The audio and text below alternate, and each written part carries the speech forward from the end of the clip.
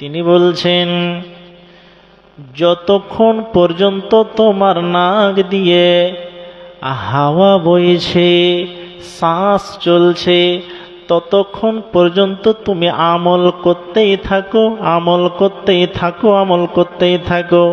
কেননা দুনিয়াটা হলো আমলের জায়গা। ওয়াগাদান হিসাবুন ওয়ালা আমাল। এবং যখন তুমি মরে যাবে, কবরে চলে যাবে, সেখানে তোমার হিসাব দিতে হবে, ওখানে কোনো আমল চলবে না।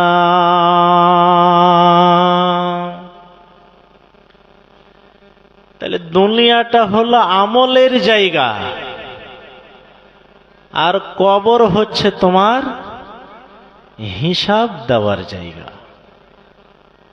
তাহলে যতক্ষণ আপনি জীবিত আছেন ততক্ষণ আমল করতেই থাকেন, করতেই থাকেন। যেদিন আপনি মরে যাবেন আপনার সব আমল বন্ধ, আপনাকে হিসাব দিতে হবে। কেন? কবরে আমল চলে না, আর দুনিয়াতে হিসাব চলে না।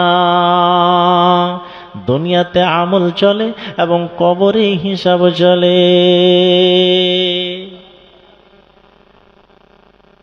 কবরে হিসাব দিতে হবে। আপনার যতক্ষণ পর্যন্ত নাক দিয়ে হাওয়া বইছে, শ্বাস চলছে, ততক্ষণ এই তোমরা দুষ্টমি কেন করছো? হ্যাঁ, হয় চুপচাপ বসে থাকো, নাহলে বাড়ি চলে যাও। জালসা শেষ, যাও বাড়ি যাও। ওই দুষ্টমি করবা না। তাইলে আপনি চিন্তা করুন, দুনিয়াটা কিসের জায়গা? আমলের জায়গা। কিন্তু আমরা হতভাগা নাফরমান মানুষ, এত ওয়াজ নসিহত বড় বড় আলেমের মুখ থেকে দিনের কথা, কত রকম কথা শুনছি, তারপরে আমাদের দিলে একটু ভয় নাই, একটুকু আমাদের দিলে রহম নাই।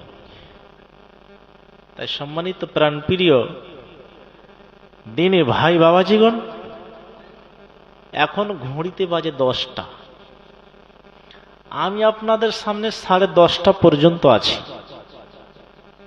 আমার জন্য সময় বরাদ্দ করা হয়েছে 10:30 পর্যন্ত। আর আমি আপনাদেরকে বলেছি 2-3টা ধাপে আপনাদের সামনে কথা বলবো।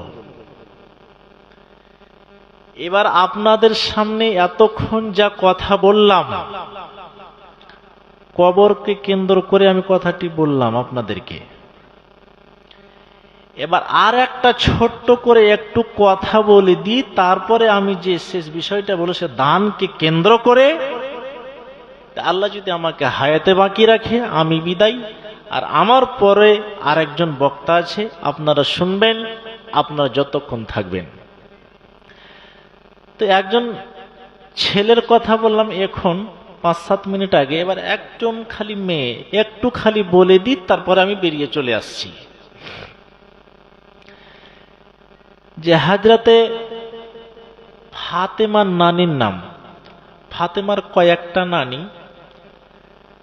একটা ফাতেমার নাম, একটা নানির নাম হলো আসমা।